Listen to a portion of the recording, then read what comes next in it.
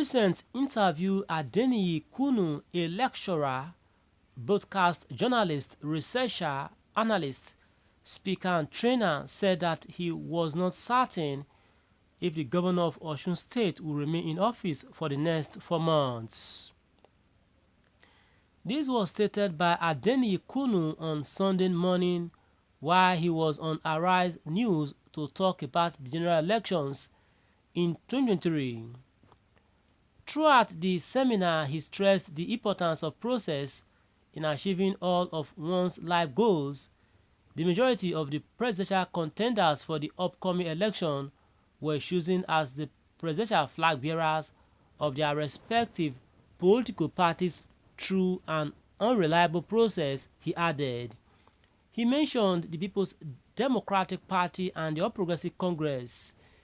He claimed there were not many problems with Peter Obi becoming the Labour Party's standard bearer, but the hiring of the former and the present Director General of the Obi-Dati presidential campaign was problematic. About the governorship election in Osun State, Kunu claimed that both the PDP and the APC engaged in overvoting, which he claimed demonstrated that the adoption of beavers may not be as effective as it is anticipated to be. When he is finished with his legal challenge about his election as governor of Osun State, which could take up to 4 months, the governor Ademola Adeleke may not continue in office. In his subsequent remarks, he expressed concern about the upcoming presidential election because vote buying might undermine the legitimacy of the vote. He revealed that he had received an incorrect text message from a certain phone number a few weeks prior informing him that his vote could be purchased for 60 to 100,000 naira. He did, however, claim that the public phone line has been off for more than 3 weeks. Additionally, he pointed out that to have a chance of winning the upcoming presidential election, Labour Party presidential candidate Peter Obi needs to do more to mobilize the North grassroots. He also added that Yusuf Dati Baba Ahmed, who is a good man and Obi's running mate, is not well known in the region.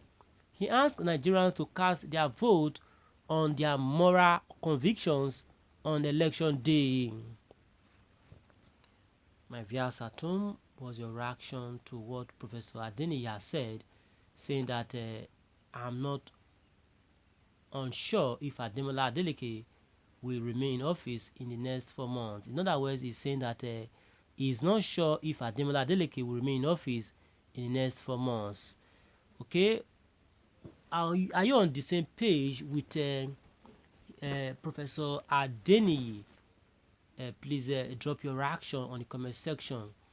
If you're on the same page or if you are against his statement, if you are against his conviction, please drop your reaction in the comment section and your voice will be heard loud and clear around the world. Okay, we shall be looking at the comment section now to see what we have in the comment section.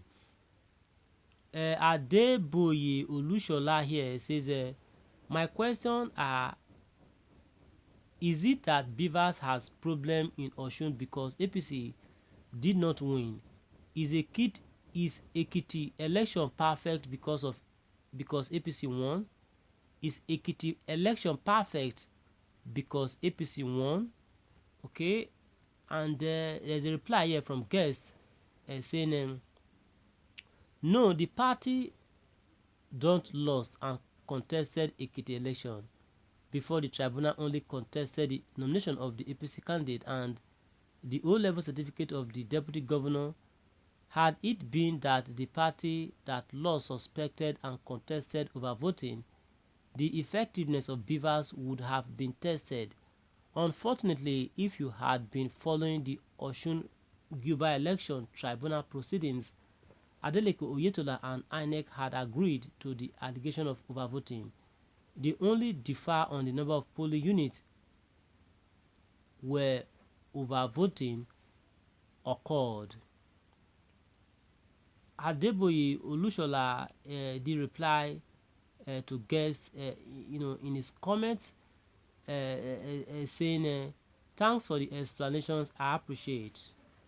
Okay, there are more replies here. Let's see if we can take these replies. Okay, Oscar here says, "See, APC is a thief. Whenever an election did not favor them, they resort to abracadabra." The Don Castro here says, "Does the issues raised so far in the tribunal amount to nullification of the elections?" Okay, Victoria Unda says, "Good question." Moving forward now, Oscar here again says, "The affliction will not rise the second time. Osun is not Imo. No court will subvert the will of the people again. Oyetola has gone and gone forever. He will never become Osun State Governor again."